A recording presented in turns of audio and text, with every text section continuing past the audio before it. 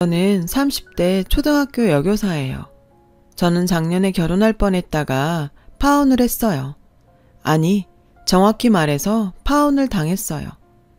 파혼을 하고 한동안 정말 많이 힘들었는데 얼마 전 이런 저의 억울함을 한 방에 씻겨 내려가게 해준 일이 있어 속 시원한 마음에 이렇게 사연을 보내봅니다. 저의 파혼 이유는 저희 부모님 직업 때문이었어요. 부모님은 시장에 있는 작은 점포에서 음식 장사를 하고 계시거든요. 왜 시장에 가면 호떡도 팔고 옥수수도 파는 그런 가게요.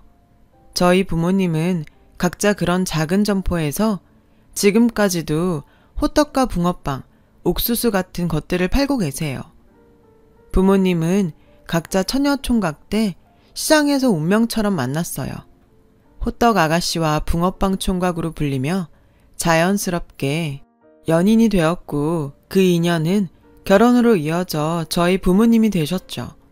제가 태어나기도 전부터 각자의 점포에서 지금까지 한결같은 정성으로 최선을 다해 음식을 만들고 계세요. 멋모르던 아주 어릴 땐 엄마 아빠가 팔다 남은 맛있는 음식을 매일 먹을 수 있어서 좋았던 기억이 아직도 나는데 저는 학교에 다니고부터는 이상하게도 엄마 아빠가 시장에서 그런 장사를 한다는 게 창피하다고 생각했어요. 그래서 친구들이 혹시나 시장에 와서 저희 부모님을 볼까봐 일부러 저는 시장 근처엔 얼씬도 하지 않았었죠. 저는 매년 학기 초 부모님의 직업을 써내야 하는 안내문엔 엄마는 전업주부, 아빠는 회사원이라고 거짓말로 썼고 혹시라도 친구 중 누군가 저희 부모님이 시장에서 장사하는 것을 알게 될까봐 전전긍긍했어요. 그냥 싸구려 음식인데 뭘 그렇게 신경 써. 그냥 만들어도 사람들은 몰라. 모르긴 왜 몰라. 먹어본 사람들은 다 알아. 사람 입에 얼마나 정직한데. 그리고 사람 입에 들어가는 음식엔 다 정성이 들어가야 하는 거야. 그냥 싸구려 음식인데. 엄마 음식이 값으로 따지자면 싼 건 맞지만 그만큼 힘든 사람들이 자주 찾아주는 음식이니까 더 신경 써야지. 아빠도 그래서 일부러 좋은 판만 골라서 삶으시잖아. 엄마 아빠는 비록 싼 음식이지만 온 마음을 다해서 만들고 싶어. 고작 몇백 원, 몇천 원 하는 음식인데 저는 매일 저녁 호떡 반죽에 들어가는 육수를 만드는 엄마와 새벽까지 팥을 삶는 아빠를 보며 누가 알아준다고 저런 고생을 하는지 이해가 가지 않았어요. 하지만 점차 철없던 생각은 한결같은 정성으로 음식을 만드는 부모님을 보고 점차 바뀌게 되었고 세상은 저희 부모님처럼 정직하고 성실하게 살아야 한다는 큰 교훈을 배우게 되었나 봐요. 나중엔 저희 부모님의 직업을 무척 존중하게 되었어요. 그런 저희 부모님을 직업이 전부인 듯 자신의 잣대로 평가하고 무시하다니 지금 다시 생각해도 분노가 일어요. 왜 어른들이 그런 말씀을 하시잖아요. 저런 건 귀신도 안 잡아가고 뭐하냐고. 저는 파혼 후 분노가 치밀어 오를 때마다 그런 비슷한 생각을 했어요. 부디 제발 누구든 좋으니 천벌이라도 내려주라고요. 그런데 하늘이 제 억울함을 알았을까요? 2달 전 뜻밖의 기회가 찾아왔고 그 소식을 듣고 어찌나 기분이 좋던지. 제 밑으로 9살 타울의 여동생이 있어요. 소위 말하는 늦둥이였죠. 저는 태어난 동생에게 질투는커녕 동생과 차이가 많이 나서인지 세상에서 가장 예쁘고 귀여웠어요. 하지만 정작 본인은 자기 외모가 마음에 들지 않는다며 불만이 컸었죠. 언니, 나는 왜 눈이 이렇게 작지? 언니는 쌍꺼풀도 있는데 나는 없고. 엄마 아빠가 나이가 많을 때 나를 낳아서 좋은 건 하나도 못 줬나 봐. 언니는 이렇게 예쁜데. 저는 동생이 볼에 잔뜩 바람을 넣고 투정 부리는 모습까지도 너무 사랑스러웠어요. 그래서 늘 아니야, 언니 보기엔 우리 유정이가 언니보다 훨씬 예뻐 라고 입에 침이 마르도록 이야기해 주었죠. 하지만 외모에 꽂힌 동생은 제 말이 귀에 들리지 않았고 급기야 수능이 끝나는 날 혼자 겁도 없이 성형외과에 상담을 갔지 뭐예요. 언니, 학교 끝났어? 지금 땡땡땡 성형외과로 와주면 안 돼? 저는 동생의 전화를 받고 무슨 일이지 싶어 동생이 이야기한 성형외과에 급하게 갔어요. 가서는 얼굴에 사인펜으로 잔뜩 그림 같은 게 그려져 있는 동생을 보게 되었어요. 너 얼굴이 왜 그래? 영문을 모르는 저는 동생을 보고 놀라서 물었어요. 그러자 언니, 내가 상담을 받았거든. 마침 수험생 할인도 해준다는데 어떻게 언니가 대신 병원비 좀 내주면 안 될까? 여기 간호사 언니한테 물어봤는데 카드로 결제하면 무이자 할부도 된대. 저는 황당하고 어이가 없었어요. 하지만 제 동생은 제가 결제를 해줄 거라고 믿었는지 잔뜩 기대하고 서 있더군요. 저는 가방에 있던 물티슈를 꺼내 동생의 얼굴을 닦았어요. 그러자 동생은 놀라며 제 손을 붙잡고 하지마, 이대로 수술해야 한단 말이야. 네가 수술할 데가 어딨어. 언니가 말했지. 넌 충분히 이쁘다고. 그러니까 얼른 지우고 집에 가자. 싫어, 나 오늘 수술할 거야. 몇 달만 지나면 20살이 되는 동생은 마치 9살 아이처럼 저에게 떼를 썼어요.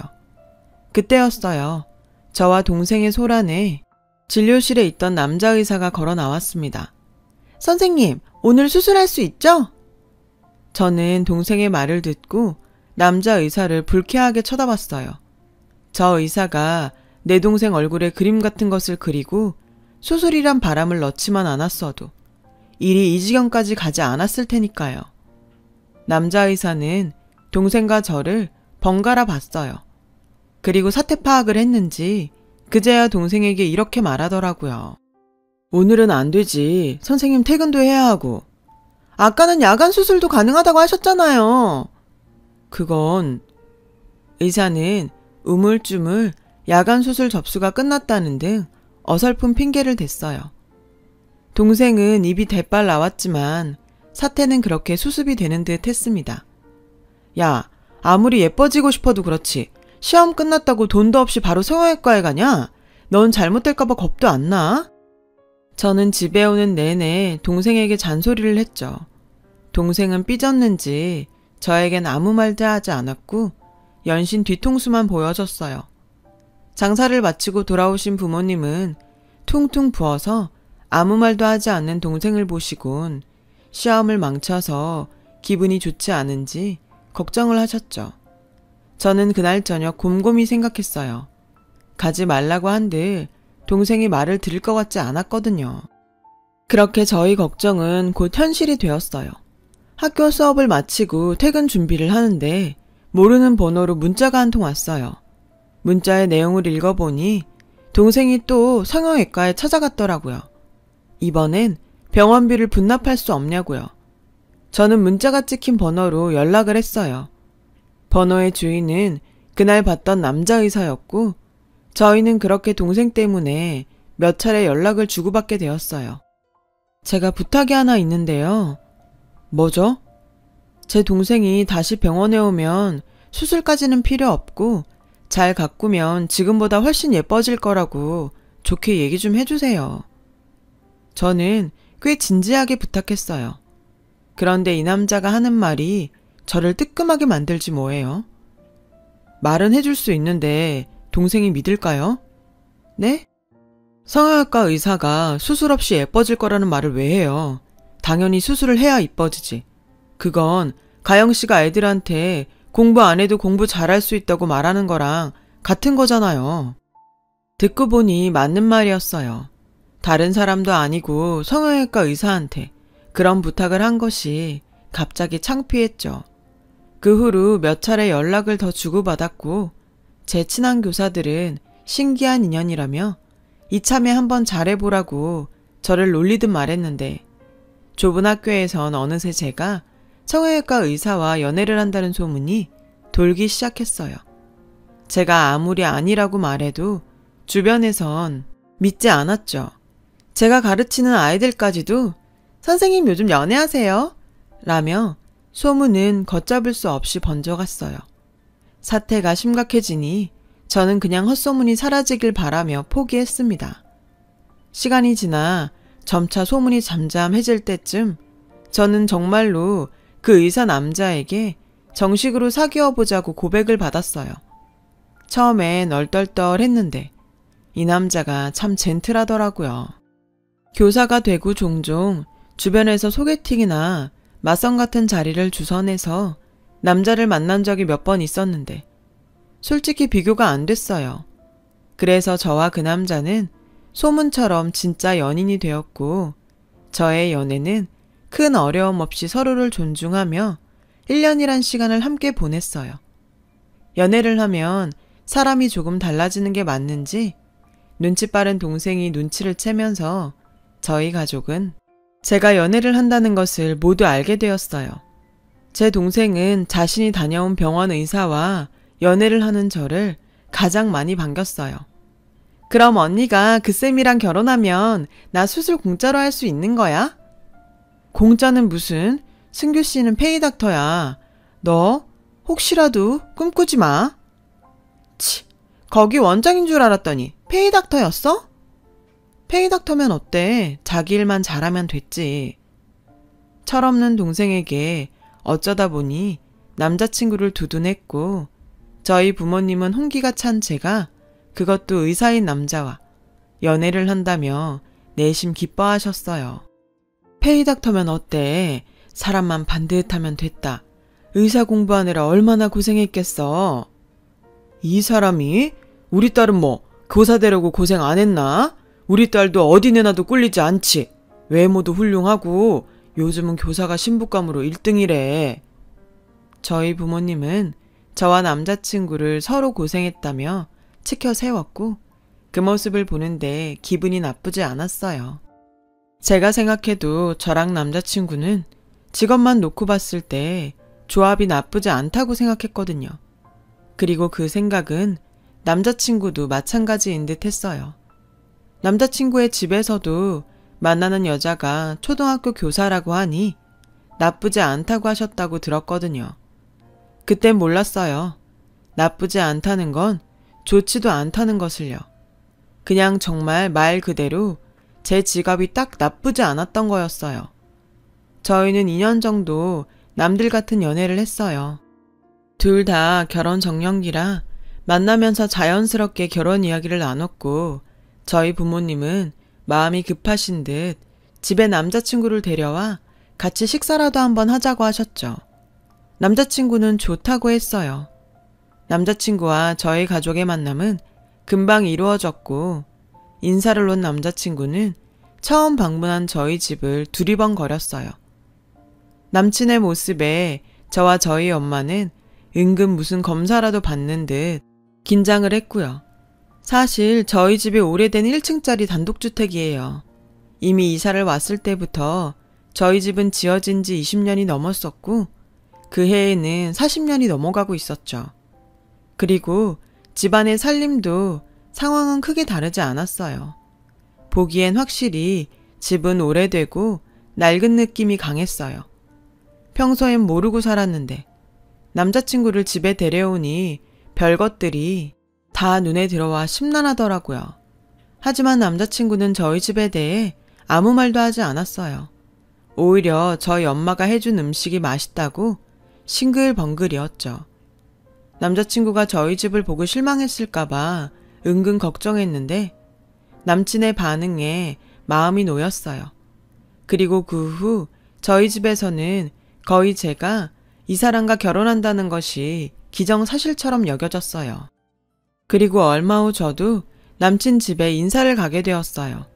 그날은 남자친구의 홀어머니를 뵐 생각에 옷과 화장에 잔뜩 신경을 쓰고 꽃다발까지 준비했는데 남자친구는 자기 집 앞에서 저에게 전혀 생각하지 않았던 말을 꺼냈어요.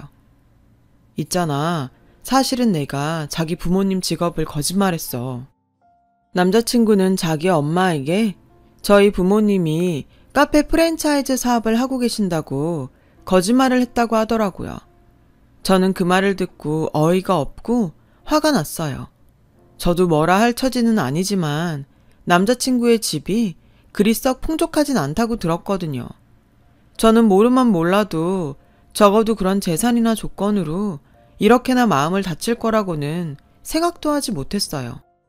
그래서 불쾌한 마음에 그냥 가겠다고 돌아서니 어머, 닥터강, 우리 아들 벌써 왔어. 어서 와요. 내가 우리 승규 엄마예요.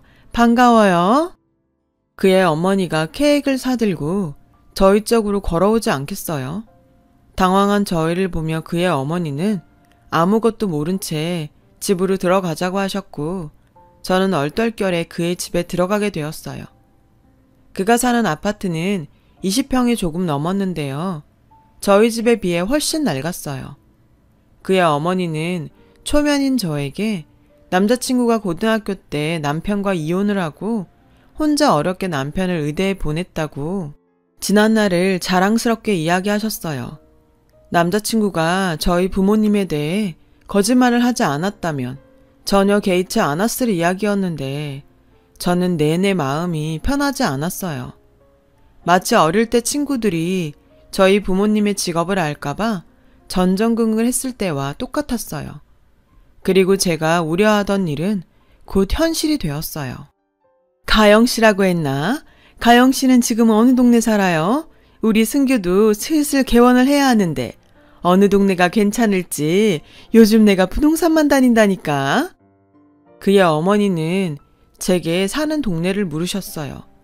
제 대답에 아, 거긴 동네가 좀 애매한데 재개발 얘기가 있긴 한데 시장 근처라 그런지 손님 격이 좀 떨어지는 것 같고 아, 그래도 뭐 부모님이 사업을 하시니까 돈 걱정은 없겠네요. 그죠? 체인점 이름이 뭐예요? 저는 그의 어머니 말에 목구멍에 가시가 박힌 듯 불편했어요. 그래서 저는 그의 어머니에게 저희 부모님의 직업을 사실대로 이야기했습니다. 언젠가는 아실 텐데 언제 들킬까 끙끙거리기 싫었거든요. 사실 저희 부모님은 시장에서 호떡이랑 붕어빵을 파세요. 뭐? 잠깐만. 내가 지금 뭘 들은 거야?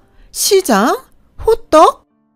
그의 어머니는 제 말에 깜짝 놀라셨는지 어이가 없다는 듯 호들갑을 떠셨어요. 그 모습에 저는 민망했고 남자친구는 당황한 눈치였어요. 엄마, 내가 이따가 설명할게. 어머, 기막혀? 설마 내가 아는 시장 안에서 비위생적으로 파는 싸구려 호떡이랑 붕어빵 말하는 거예요?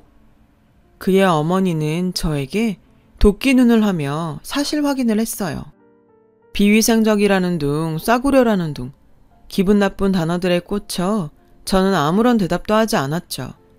제 반응에 그의 어머니는 답답하다는 듯 일어나 냉장고에서 찬물을 꺼내 그 자리에서 벌컥벌컥 마시더라고요. 그리고 아주 불쾌한 눈으로 저를 쳐다보더니 그 찬물을 갑자기 저에게 뿌리셨고 저는 처음 당하는 수모에 놀라 그의 어머니를 쳐다봤어요. 그러자 그의 어머니는 성난 코뿔소처럼 씩씩거리며 저에게 화를 내기 시작하셨어요. 미안한데 이 결혼은 무효야. 나는 그런 싸구려 불량식품이나 파는 집구석하고는 사돈할 생각이 눈꼽만큼도 없거든. 초등학교 교사라고 해서 나쁘지 않다고 생각했는데 어디 감히 그런 하찮은 집에서 우리 아들을 넘봐. 아주 웃기지도 않아. 그런 집구석에서 자란 주제에 지 기분이 나빠? 그렇다고 대답을 하네. 역시 보고 자란 게 그 꼬라지니. 하찮은 집? 저는 저희 집보다도 더 초라한 그의 집을 보면서 헛웃음이 나왔어요. 그러는 사이 남자친구는 놀라서 얼른 수건을 가져와 제 얼굴을 닦아주더라고요. 그 모습에 더욱 화가 뻗친 그의 어머니는 다 큰 당신의 아들의 등짝을 후려치며 이렇게 말씀하셨어요. 내가 너를 어떻게 키웠는데 이런 말도 안 되는 집구석 여자를 데리고 와? 저는 더는 그 집에 있을 수 없었죠. 남자친구의 손을 뿌리치고 그 집을 뛰쳐나왔어요. 그리고 오는 택시 안에서 내내 울었어요. 되먹지 못한 사람이 얘기하는 그 웃기지도 않은 말에 헛웃음도 나왔지만 그 사람이 그의 어머니인 것이 마음 아팠고 입에서 나온 아픈 단어들을 마냥 흘려들을 수가 없었어요. 그날 밤 남자친구는 연신 전화와 문자로 미안하다고 했어요. 어떡하든 자기 엄마를 설득할 테니 기다려달라고 애원했죠. 저는 남자친구에게 헤어지자고 말했고요. 니네 집이 그렇게 잘났어? 지들 처지는 생각도 하지 않고 우리 부모님 직업이 하찮다고? 창피하다고? 너, 내가 그렇게 창피했니? 그렇게 거짓말하는 너와 똑같은 너의 집과는 더는 엮이고 싶지 않아. 너 같은 사람이 좋았던 내가 다 창피하다야. 그렇게 얘기했죠. 제 말을 들은 남자친구는 아무 말도 하지 못하더라고요. 저희는 그렇게 헤어지는 듯 했어요. 그러던 어느 날 퇴근하고 집에 돌아오니 어쩐 일인지 엄마가 평소보다 빨리 가게를 접고 집에 들어와 누워 계셨어요. 그리고 제 눈에 엄마의 한쪽 팔에 감아진 붕대가 보였어요. 엄마, 팔이 왜 이래? 별거 아니야. 엄마는 다친 팔을 숨기며 말씀하셨어요. 그런데 별거 아니긴 네 엄마 빈혈이 도져서 주춤하다가 기름판에 팔을 대었다. 당신 내가 아까 얼마나 놀랐는지 알아? 화상이 심해서 흉질지도 모른다잖아. 당신은 애한테 뭘 그렇게 자세히 말해. 엄마 괜찮아. 그리고 뭐 다 늙은 여자 팔을 누가 보나. 흉져도 돼. 일하다가 다치는 건 훈장이라고 했어. 괜찮아. 저는 연신 괜찮다고 말하는 엄마를 보며 속이 상해 울컥했어요. 그러자 엄마는 당황하며 저에게 뭘 이런 걸로 울어. 엄마 정말 괜찮아. 라며 저를 달래셨고 저는 그날 밤 화상 자국 지우는 시술에 대해 인터넷으로 이것저것을 알아봤어요. 그리고 며칠 후 저는 뜻밖의 전화에 퇴근 시간도 되지 않았는데 헤어진 남자친구의 병원으로 뛰어가게 되었어요. 제가 병원에 도착하니 제 동생이 저희 엄마의 팔을 남자친구에게 보여주고 있었어요. 야, 너 언니한테 말도 안 하고 엄마를 여기 데려오면 어떡해? 깜짝이야. 뭘 그렇게 소리를 질러? 자기 남친이 성형외과 의사인데 언니 너는 엄마 팔도 안 보여주고 뭐했냐? 아직 저와 남자친구가 헤어졌다는 것을 모르는 동생은 저에게 서운하다는 듯 말했고 엄마는 휴기진 자신의 팔을 헤어진 남자친구에게 보여주며 연신 민망한 듯 시선을 어디에 둘지 몰라 하셨어요. 아무튼 일단 나가자. 나가서 얘기해 엄마. 나가자. 저는 엄마와 동생을 데리고 최대한 빨리 그곳에서 나가려고 했어요. 괜찮아. 내가 이 정도는 해드릴 수 있지. 너무 그러지 마. 헤어진 남자친구는 저를 말리며 저희 엄마 팔의 흉터를 꼼꼼히 살폈어요. 미안해요. 괜히 내가 여기까지 와서 곤란하게 했나 봐요. 하나도 안 곤란해요. 요즘은 화상흉터 지우는 거 어렵지도 않고 이 정도면 수술까진 안 해도 될 것 같아요. 시간은 좀 걸리겠지만 계속 치료받으시면 많이 좋아지실 거예요. 어머, 다행이네. 솔직히 말은 안 했어도 걱정했거든. 결혼도 하기 전에 내가 벌써 의사 사위 덕을 보네. 저희 엄마의 사위라는 말에 저는 마음이 불편했어요. 그리고 마치 제 예감이 맞았다는 듯 다신 보고 싶지 않았던 그의 어머니를 병원에서 보게 되었습니다. 어머, 이게 다 뭐야? 그리고 뭐? 사위? 엄마, 연락도 없이 갑자기 여긴 왜 오셨어요? 내가 내 아들 보려고 왔는데 연락해야 하니? 다신 볼 일 없을 줄 알았는데 이 끈질긴 거지 같은 사람들은 다 뭐야? 저는 아무런 거리낌 없이 막말을 쏟아내는 그의 어머니 앞에 더는 가만히 있고 싶지 않았어요. 그래서 거지 같다니요. 말씀 가려서 하세요. 그래? 듣기는 싫은가 보네. 그럼 여길 오지 말았어야지. 헤어졌으면 그만이지. 뭔 덕을 보겠다고 여길 와? 염치도 없어 정말. 가영아, 이게 다 무슨 말이니? 너 헤어졌어? 이봐요, 호떡 아줌마. 전 그쪽 같은 집안이랑 엮이고 싶지 않으니까 당장 나가세요. 저희 엄마는 그의 어머니의 몰상식한 태도에 놀라서 손을 부들부들 떠셨어요. 그 모습에 화가 난 저는 태어나 처음으로 저보다 나이 많은 어른에게 핏대를 세우며 목소리를 높였습니다. 누가 들으면 이 병원 아줌마 아들 건 줄 알겠네요. 저도 당신 같은 몰상식하고 무식한 집안이랑 어쩌고 싶은 생각 없어요. 붙잡아도 나갈 거고 있으라고 사정해도 나갈 거니 비키기나 하세요. 뭐? 어디 선생이라는 게 말본새 좀 봐? 저는 더는 대꾸도 하지 않고 저희 엄마를 데리고 병원을 나왔고 저희 엄마와 동생은 병원을 나오고 나서도 꽤 충격받은 듯 넋을 놓고 있었어요. 영문을 모르는 아빠는 무슨 일이 있었냐며 답답해 하셨지만 차마 병원에서 있었던 일을 말할 순 없었어요. 그저 제가 죄인이다 싶은 마음뿐이었죠. 엄마는 충격의 후유증으로 3일 연속 장사를 나가지 못했어요. 그러던 중 전화 한 통을 받고 엄마는 다음 날 나갈 채비를 하셨어요. 어디가? 장사 나가게? 더 쉬지. 부동산에서 시장 입구 건물에 월세 계약하러 사람이 온대. 거기 가게 나갔어? 사실 너 결혼하면 결혼 자금으로 쓰려고 미안하지만 빼달라고 했지. 아빠 건물에 마침 자리도 있고 해서 좋게 말했더니 옮겨줬어. 괜히 그분들한테 죄송하네. 어쩔 수 없지. 엄마는 앞으로 너랑 유정이 생각해서 이제 장사 그만둘 거야. 어디 번듯한 가게 차려서 남들이 니네들 무시 못하게 할 거야. 엄마는 제 결혼이 엎어진 이유가 당신 때문이라고 생각하는 듯 했어요. 그 모습을 보는 저는 자식으로서 정말 그런 남자와 결혼을 하려고 했다는 것이 뼈저리게 후회됐고요. 저는 엄마의 상태가 불안해 함께 가겠다고 따라 나섰고 엄마는 괜찮다고 하셨지만 때마침 학교가 방학이라 시간도 많아 저는 함께 가겠다고 고집을 피웠죠. 그리고 저희가 도착한 그곳에서 정말 어이없게도 그의 어머니를 보게 되었는데 부동산 사장님의 말을 들어보니 페이닥터인 당신 아들의 병원을 개원하려고 월세를 알아보고 있더군요. 시장통 주변 사람들은 손님들도 격이 떨어지니 어쩌니 하더니 여기까진 왜 왔대요? 여튼 아무것도 모르는 부동산 아저씨는 그의 어머니한테 여기 건물 주인이라며 저희 엄마를 소개했어요.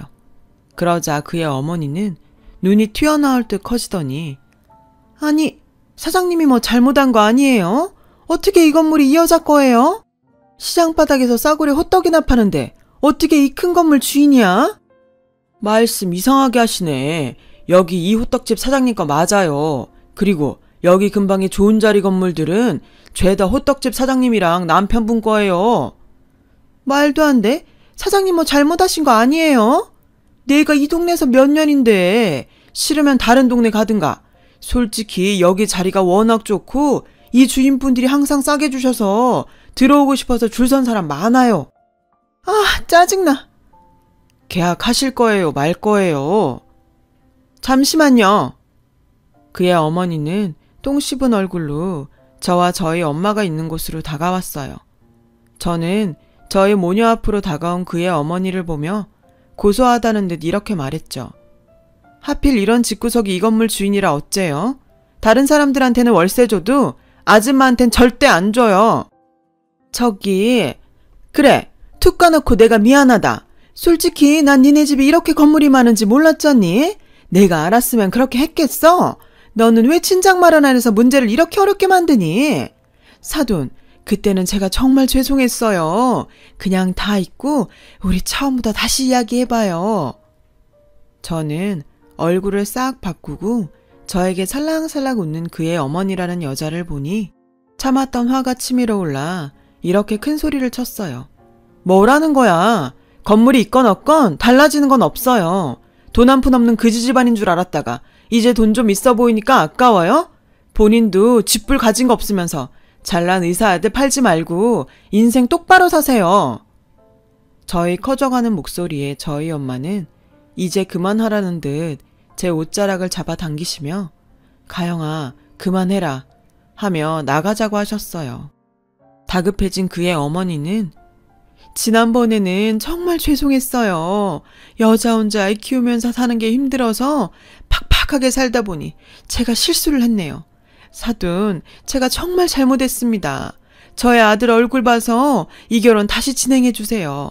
저 여기 계약하려고 살던 집이며 아들 앞으로 대출도 많이 받았어요. 이 건물 위치에 비해서 월세가 많이 싸서 순전히 여기 하나 보고 다 올인했는데 제발 저희 모자 좀 살려주세요. 저희 엄마는 기가 차서 다시 손을 바들바들 떠시기 시작했어요.